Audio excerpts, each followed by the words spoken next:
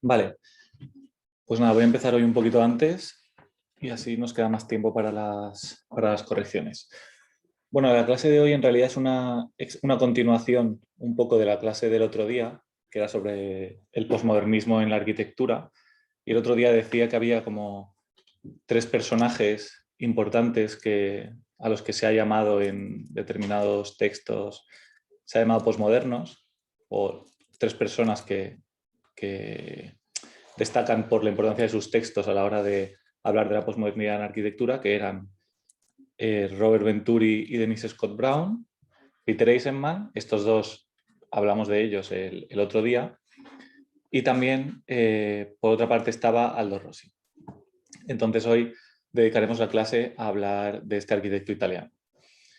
Seguiremos entonces explorando la idea de posmodernidad como ampliación de la clase del otro día, pero en esta vertiente más italiana de Aldo Rossi. Vale. De la sesión sobre arquitectura italiana que tuvimos hace bastantes clases, 6 o 7 clases, quizá recordéis la importancia que habían tenido los escritos de Ernesto Nathan Rogers, publicados en la revista Casabella Continuità. Además de estos escritos y de la obra de Rogers, quizá una cuestión importante es que Rogers también fue capaz de formar una serie de jóvenes arquitectos o una escuela de jóvenes arquitectos que continuaron su legado cultural y arquitectónico. Esto es, que intentaron construir, como él lo había intentado, una teoría arquitectónica que estuviese a favor de los objetivos sociales, culturales y políticos de lo que en aquel momento era la oposición de izquierdas italiana. Y por tanto que estuviese en contra de la especulación inmobiliaria de estos grandes barrios, de grandes urbanizaciones que se estaban construyendo en la época de posguerra. Entre estos discípulos de Rogers destacan, por ejemplo, Carlo Aimonino, Manfredo Tafuri, el escritor crítico de arquitectura del que ya hemos hablado también en varias ocasiones, Giorgio Grassi, Vittorio Gregotti, Giancarlo De Carlo, del que también hemos hablado con su colaboración con el Team Ten, y sobre todo Aldo Rossi, del que hablaremos hoy. Las propuestas de estos arquitectos partían en principio de la idea de Rogers de las persistencias ambientales y el papel crucial de la historia de la arquitectura, que ya hablamos en la clase sobre arquitectura italiana, pero empezarán a aparecer divergencias hacia vías un poco distintas a la de Rogers. Esta nueva generación, una cuestión importante, y esto es compartido con los arquitectos de los que hablamos la clase de la semana pasada, es que consideran la crítica y la historia, la crítica arquitectónica y la historia de la arquitectura como instrumentos principales de proyecto. Y por tanto entienden la arquitectura como un proceso de conocimiento en el que ellos piensan que no se debe separar la teoría de la práctica o la teoría de la realidad. Como digo, esto quizá nos suene de lo que decíamos la clase pasada sobre Venturi o Eisenman, aunque las propuestas de Rossi, como veremos, y de estos arquitectos en general, son muy distintas de las de Venturi y de las que vimos la clase pasada. Como he dicho, de entre todo este grupo de arquitectos, las propuestas que más influencia llegaron a tener a nivel internacional y también, sobre todo, en España, fueron las del italiano Aldo Rossi. Bien, en 1966 Aldo Rossi publica uno de los libros más influyentes para la arquitectura de la segunda mitad del siglo XX, o en realidad del siglo XX en general, que se titula La arquitectura de la ciudad. Vemos que en 1966, si nos acordamos de la clase pasada, parece un año muy importante, ya que también se publicó en ese mismo año, por ejemplo, Complejidad y contradicción en la arquitectura de Venturi. Bueno, en este libro, en la arquitectura de la ciudad, Rossi habla más bien poco de arquitectura y muy poco de arquitectos, y lo que hace es construir construir en el libro los distintos puntos de vista desde los que se puede contemplar o interpretar una ciudad. Hemos de tener en cuenta, como ya hemos estado diciendo a lo largo de todo el curso, que tras la Segunda Guerra Mundial la ciudad histórica había quedado destruida en gran parte en Europa y por tanto se había convertido en un bien escaso que era necesario proteger y en muchos casos reconstruir. Por eso la aproximación a la ciudad de estos arquitectos de posguerra, de todos que hemos visto en el curso, es tan distinta de la de los arquitectos de los años 20, que en realidad lo que hacían era crear una ciudad nueva. En este caso, después de la Segunda Guerra Mundial, todos los arquitectos querrán un poco recuperar la ciudad histórica o la sensación, la percepción, la experiencia de una ciudad histórica. Rossi también entiende la ciudad como un bien histórico y cultural que ha de protegerse. En su libro, Aldo Rossi desarrolla el concepto de tradición. Bueno, entre otras muchas cosas, desarrolla el concepto de tradición, que él entiende como un orden a partir del cual se puede llegar a otro orden más amplio y más nuevo por medio de una crítica racional.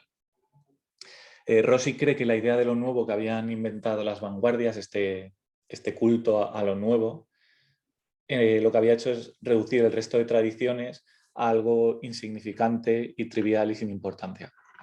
Y lo que él cree es que es necesaria una postura crítica frente a este culto a lo nuevo de las vanguardias, que recupere un poco la importancia de la tradición, de la memoria, etc. Además, lo más importante de este libro, de la arquitectura de la ciudad, de Rossi, es que propuso una serie de criterios de cómo interpretar una ciudad o de cómo actuar en una ciudad, que fueron adoptados en gran parte por sus contemporáneos y fueron utilizados en muchas escuelas de arquitectura y por muchos arquitectos a lo largo del mundo. Quizá donde más podemos ver la crítica que hace Rossi a la arquitectura moderna y a las vanguardias, y por tanto lo que pueda tener la obra de Rossi de posmoderna, aunque hablaremos de esto al final, es en su ataque al funcionalismo. El ataque al funcionalismo naif o el funcionalismo ingenuo del movimiento moderno que Rossi señala en el libro y que él cree que es un mismo, bueno, que él cree que es una crisis que están sufriendo todas aquellas concepciones funcionalistas. Rossi cree que no existe relación directa entre la forma y las funciones. En su opinión, las formas no son directamente el resultado de la función, sino que la forma va mucho más allá de la mera función. De hecho, Aldo Rossi piensa que los lugares o las formas son mucho más fuertes de las personas. Piensa que el escenario va mucho más allá del acontecimiento que se sucede en él, y por tanto que las cosas o las formas construidas son superiores a los usuarios, porque de hecho las formas prevalecen más por encima de los usuarios, permanecen en la ciudad más allá de las funciones para las que en un primer momento se pensaron.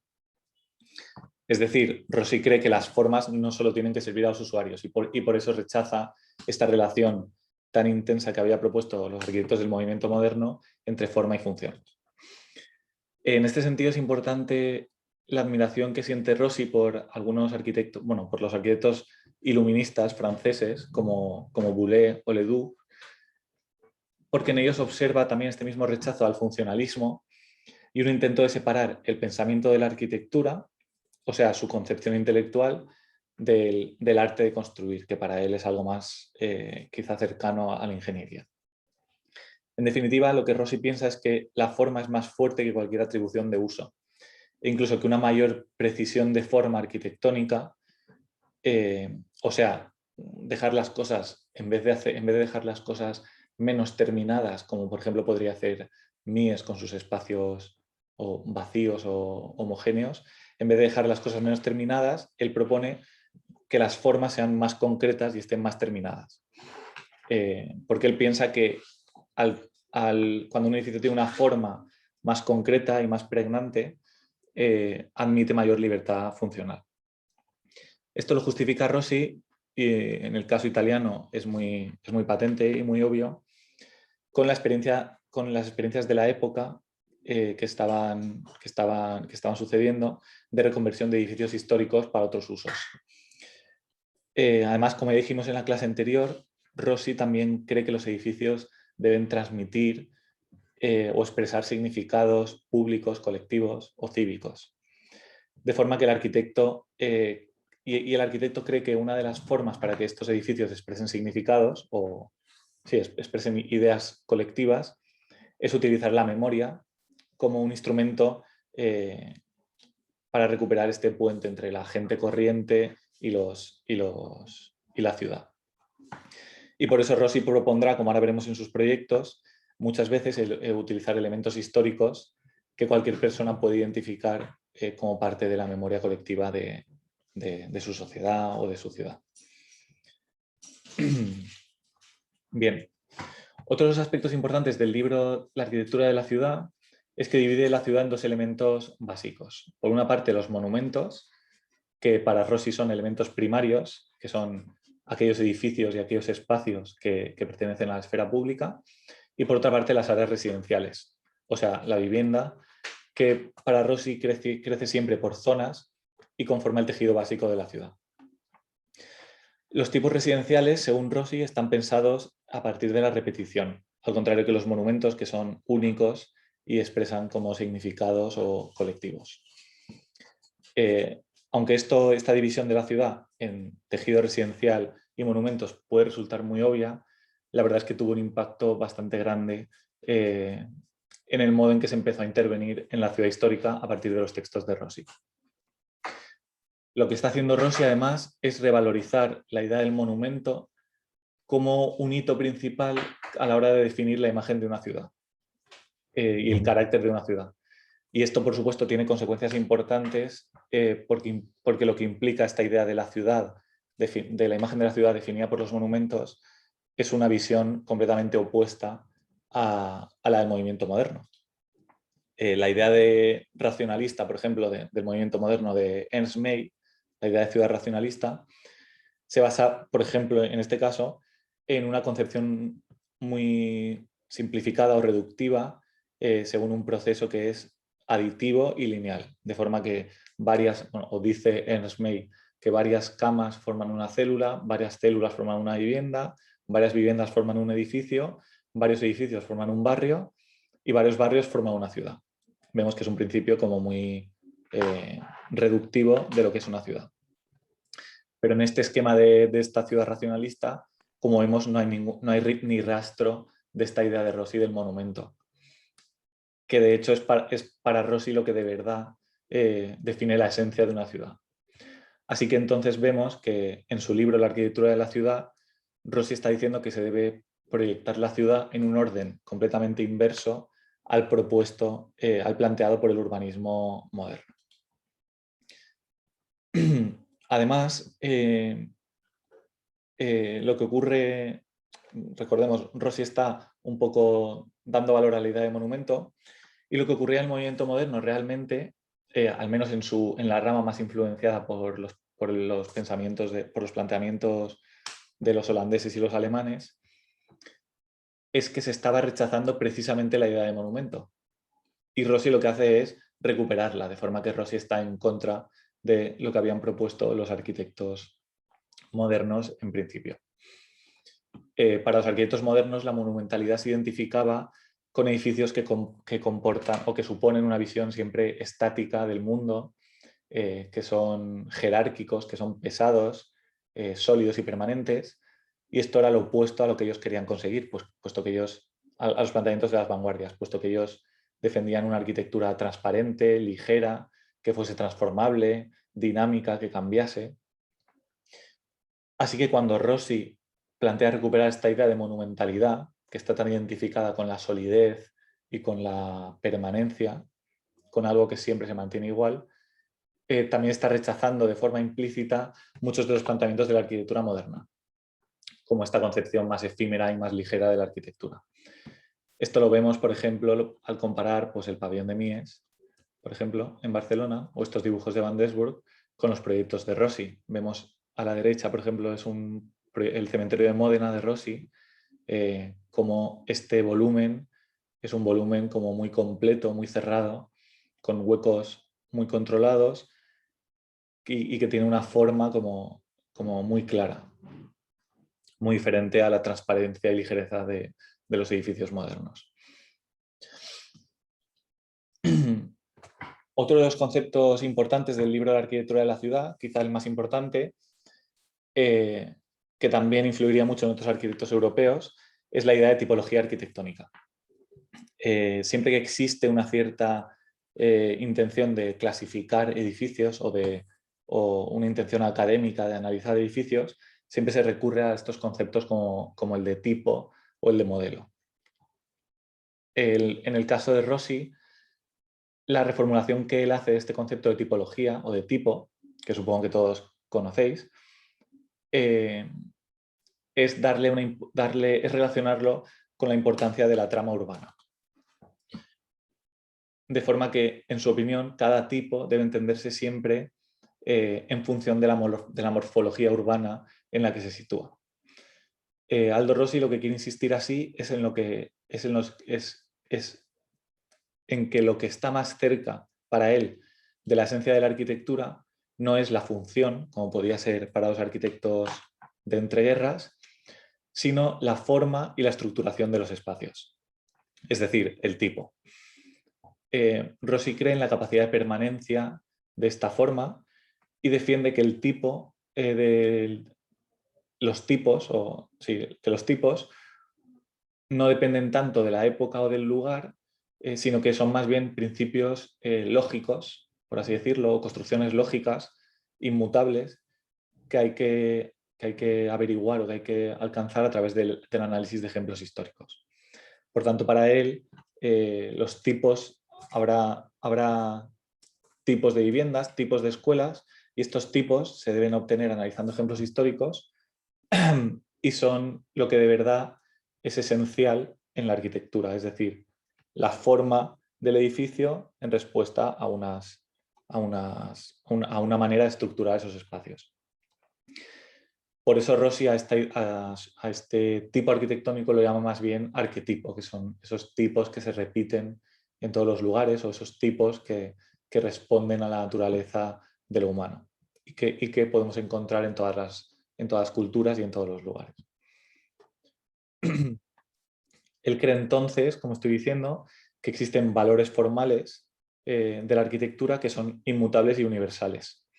Y el arquitecto debe encontrar esos tipos o esas formas universales de estructurar espacios. Y es por eso que Rossi siente nostalgia de los primeros modelos clásicos, porque en ellos intenta encontrar esta esencia de la estructuración de formas.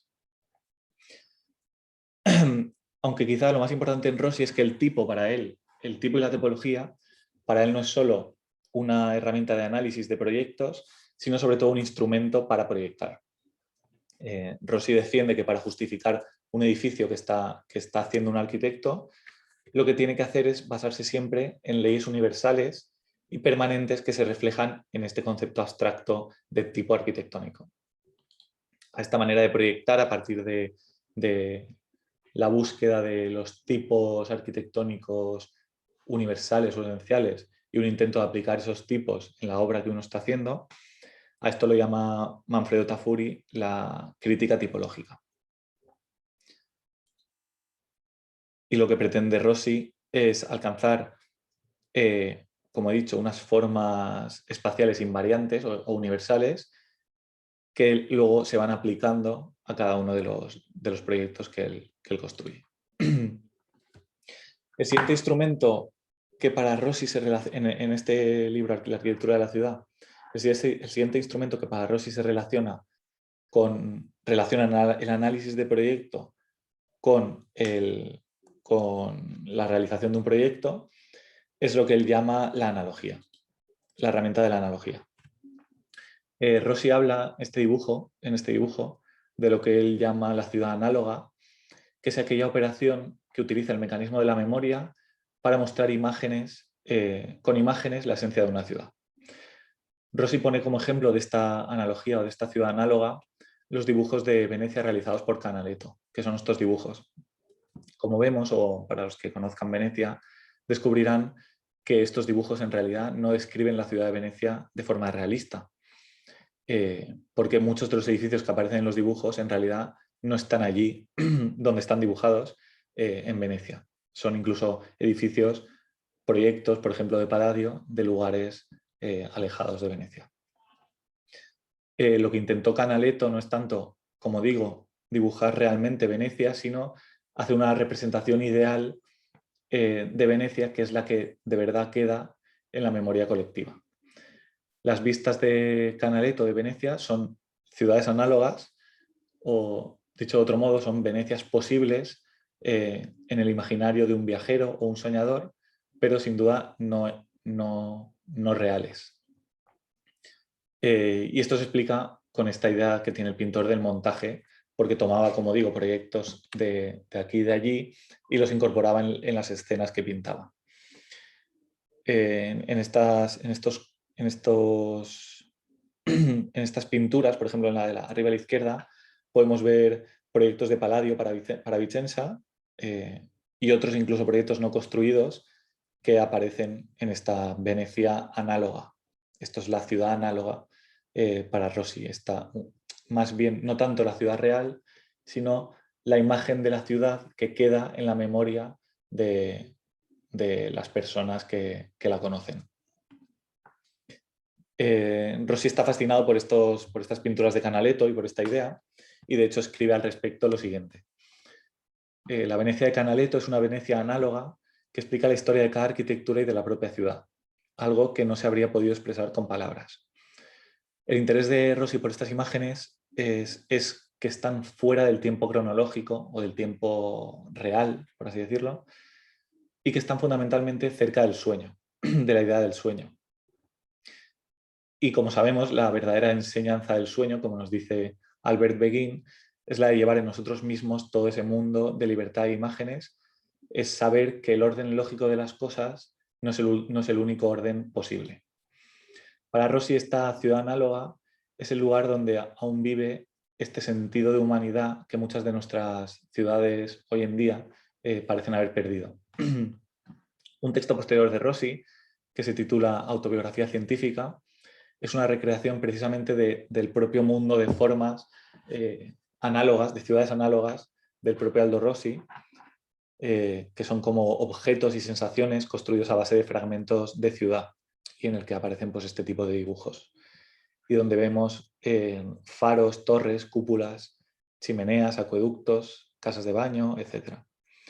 Para Rossi, esta idea de la ciudad análoga o estas formas que quedan en la memoria es también un instrumento de proyecto.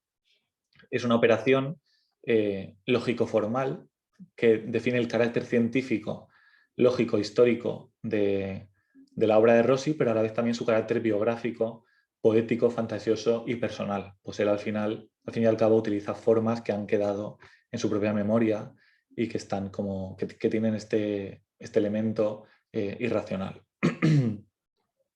Así que la arquitectura análoga de Rossi, o la ciudad análoga, lo que hace es recurrir a lo vernáculo o a la tradición, pero de un modo que está a medio camino entre el inventario y la memoria, evocando formas tradicionales, o formas que para Rossi son tradicionales, que están en la memoria de todos, pero a la vez que son radicalizadas e idealizadas en sus proyectos, como ahora mismo veremos.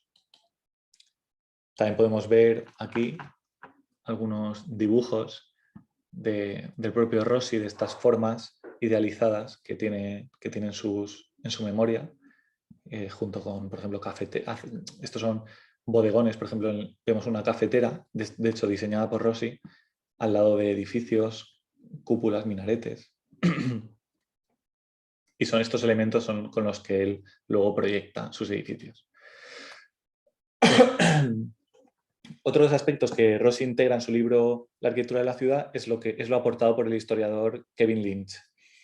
En un libro también de la época muy importante, del que no vamos a hablar hoy, que se titula La imagen de la ciudad, y que es una interpretación de la ciudad en base a tesis psicologistas y geométricas. En este libro de Lynch, lo que hace el autor es intentar explicar cómo la conciencia de una persona va construyendo las imágenes de la forma de una ciudad para hacerla legible, y cómo cada uno de nosotros construye la imagen de una ciudad a partir de conceptos como, por ejemplo, los de senda, borde, barrio, nodo e hito, que ya, como vemos, no son conceptos cuantitativos, como podrían ser la calle, el barrio, el edificio, que son adición de viviendas, por ejemplo, sino que en este caso son conceptos que tienen que ver con cómo la ciudad se percibe. Y en la ciudad, pues para Lins son importantes estas sendas, los bordes, los hitos o landmarks, porque son los que definen la imagen de la ciudad, etc. Rossi un poco toma estas ideas también para su libro. En cierto modo, lo que están haciendo Rossi y Lins es intentar comprender el instinto espacial del ser humano, es decir, cómo las personas interpretamos el espacio o cómo percibimos el espacio. Que para ellos es más bien una percepción cualitativa de las cosas que reaparece en todas las culturas. Entonces, aunque en todas las culturas no podemos encontrar el mismo tipo de viviendas exactamente, o las ciudades con las mismas formas o la misma forma de ordenar las casas, lo que ellos creen es que sí que podemos encontrar cosas que son similares, como estas ideas de que en todas las ciudades hay un hito, en todas las ciudades hay un borde, hay un edificio monumental, etc. Sea la cultura que sea. Por ejemplo, entre otras cosas que dicen es que todas las ciudades desarrollan una polaridad entre el centro y la periferia, o que todas se despliegan con ejes paralelos, etc. Y por último, que buscan este instinto espacial. Por último, Rossi también en el libro de la arquitectura de la ciudad, y ya dejo el libro y vamos a sus obras, también entiende la ciudad como un hecho político, económico e histórico.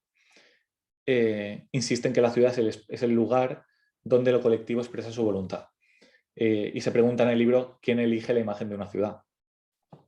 Rossi cree que un ser humano no es solo un individuo de un país o de una ciudad, sino que es una persona que vive en un lugar concreto y delimitado.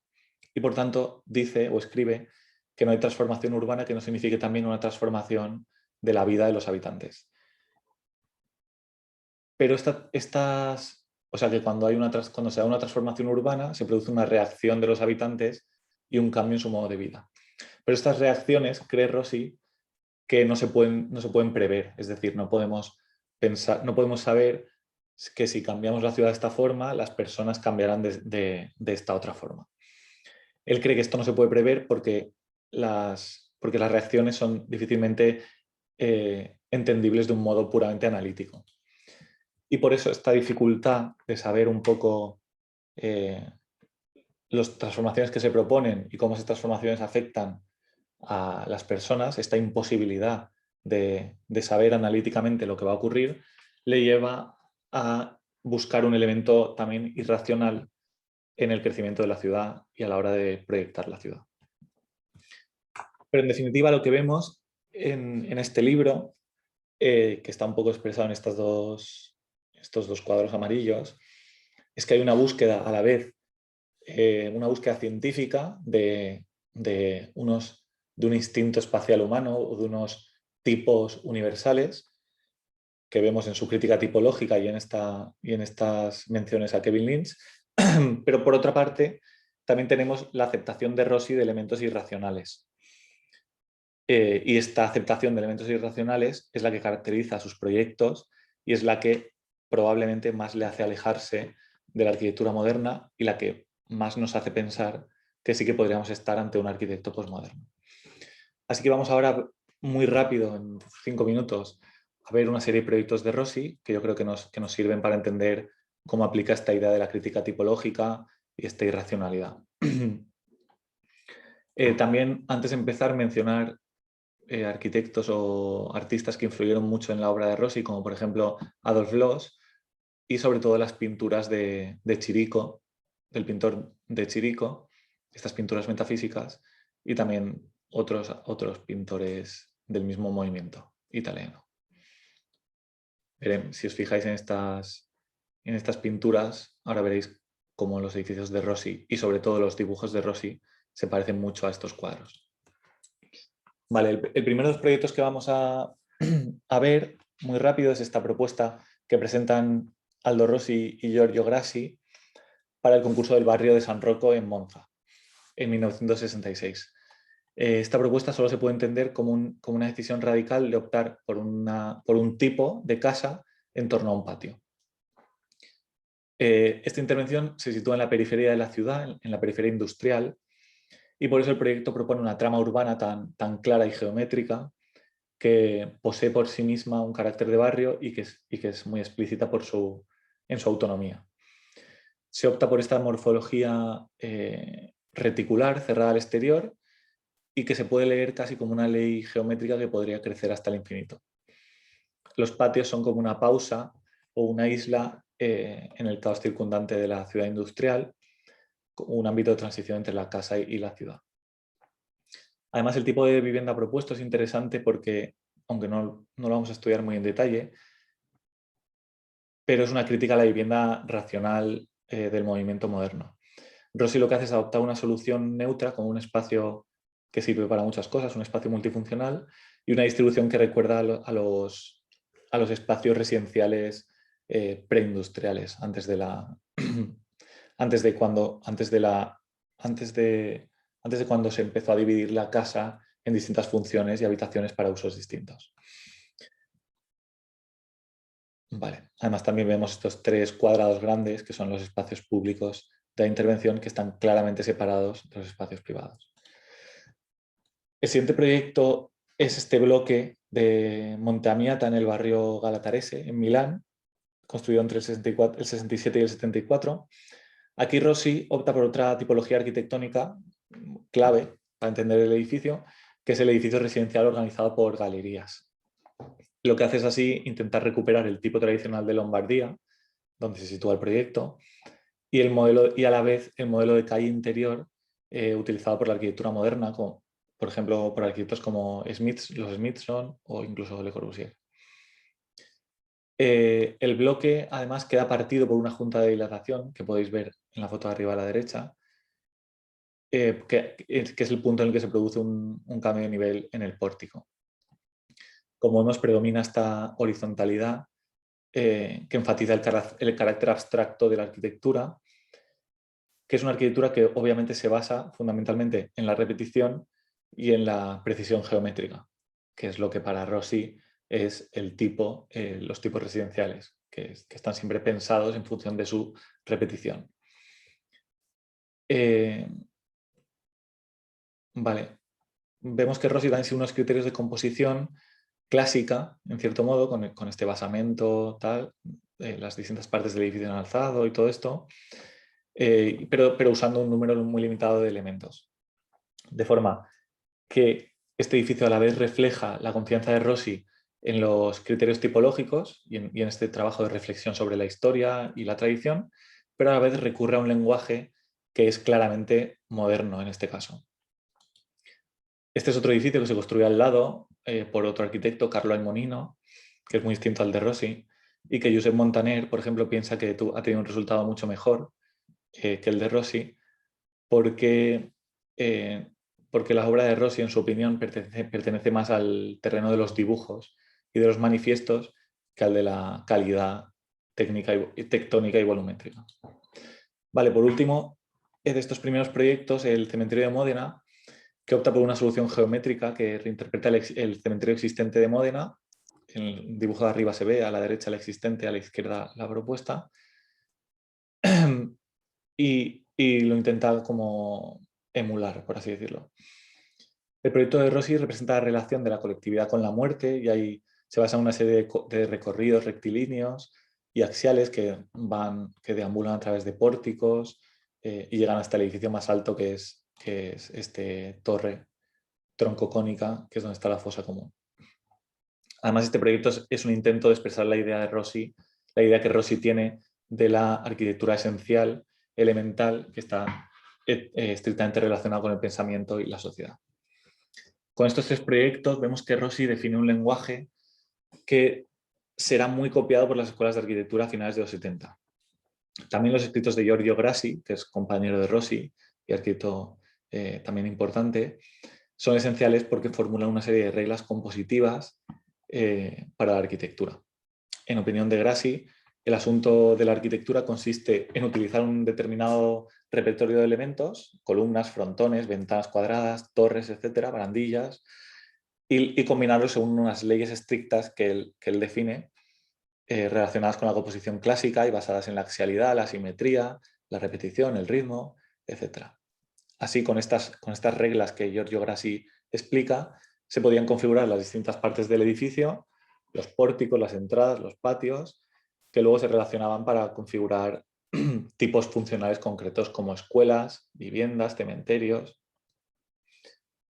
Bien, en todo caso es muy importante remarcar, sobre todo en estas primeras obras, cómo el concepto de tipo arquitectónico es muy importante en la obra de Aldo Rossi y además se convierte en dominante a nivel internacional. Y como he dicho antes, especialmente en España. Por ejemplo, Rafael Moneo, que es un arquitecto español, premio Pritzker, defiende que el tipo arquitectónico es la estructura permanente en el interior de la cual se produce el cambio. Se puede producir el cambio. Entonces, en definitiva, lo que hacen Rossi y Grassi en los 70 es reafirmar la ciudad y la tipología como las únicas formas posibles en las que apoyarse para devolver su papel crítico a la arquitectura. Esa arquitectura que, en su opinión, está siendo asesinada por el ciclo de producción y consumo. Vale, y para terminar, 3 proyectos más de Rossi, que son posteriores y que muestran un poco cómo evolucionó su arquitectura.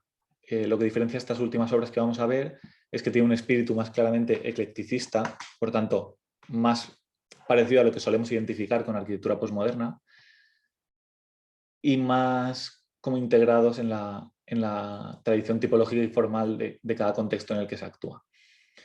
En las 3 obras que os voy a mostrar, Rossi abandona la radicalidad de sus primeros proyectos que hemos visto antes, de estos edificios neorracionalistas con una estética pura y geométrica, y utiliza este formalismo un poco más ecléctico. O sea, lo que hace Rossi en estos últimos proyectos es en realidad alejarse del movimiento moderno, porque estos 3 que hemos visto antes, aunque obviamente no son proyectos modernos, sí que mantienen formalmente esa pureza formal y geométrica de las obras de la arquitectura moderna. Vale. Una de estas 3 es este proyecto muy poético, bonito, podríamos decir, que es el Teatro del Mundo, en el 79, que es una estructura construida con placas de madera sobre un barco, y un barco que se trasladaba de un sitio a otro en la ciudad de Venecia. Se trata de un pequeño teatro diseñado según los principios compositivos de los arquitectos de la Ilustración. Y vemos en las fotos cómo el teatro viajó incluso a distintas ciudades como Dubrovnik, por ejemplo. Este proyecto expresa la intención de hacer referencia a los monumentos que definen la historia colectiva de Venecia. Y además se coloca temporalmente junto a esos mismos monumentos que recrea. Vemos aquí algunos dibujos de Rossi, ya que hoy vamos a hablar de vuestro trabajo de grupo y cómo dibujar la arquitectura que estáis analizando. Vemos cómo Rossi dibuja siempre sus proyectos junto a otros hitos de la arquitectura de esa ciudad, junto a estas formas análogas de las que he hablado antes, que él tiene como en su memoria y que provienen de la historia y de la tradición. Otra obra importante de Rossi posterior es esta sede de la empresa Aurora en Turín, que es un edificio en esquina que claramente lo que intenta es integrar su forma en la morfología urbana. Tiene una solución volumétrica que hace referencia claramente a la arquitectura residencial monumental de Turín. Y tiene, como vemos, cubierta a 2 aguas, esquinas con torreones clásicos, mansardas, es decir, una serie de elementos que provienen de la tradición. Además está realizado con muchos materiales distintos, al contrario que las obras de arquitectura moderna que intentan como explotar un solo material o 2 o 3 materiales. Y además recurre Rossi a soluciones un poco historicistas, como este pórtico de planta de la esquina, con estas 2 enormes columnas, con su capitel, etc. El problema de este edificio es que estos son unas oficinas, pero claramente si lo vemos parece una arquitectura residencial. Pero en realidad tiene un uso de oficinas. O sea que Rossi lo que hace es negar todo criterio funcionalista a la hora de pensar la forma del edificio. Rossi lo que está haciendo es resolver las oficinas dándoles el aspecto de viviendas, que es justamente lo contrario que hacían en el movimiento moderno cuando intentaban hacer viviendas dándoles el aspecto de oficinas. En todo caso, es una aplicación de la idea de tipo arquitectónico para la construcción. de oficinas.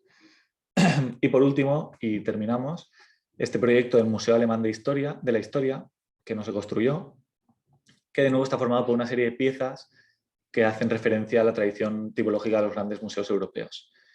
Rossi considera que en una época en la que es imposible toda síntesis, lo que hay que hacer es que los edificios, que la arquitectura se base en los fragmentos, en diversos volúmenes, que aquí vemos incluso en las fotos de la maqueta pintados de distintos colores, con estas cubiertas a dos aguas, que responden a volúmenes que responden a cada parte del programa, que son distintos entre sí, y que además hacen referencia a ejemplos paradigmáticos de arquitectura, tal y como explica el propio Aldo Rossi en sus paneles para el concurso.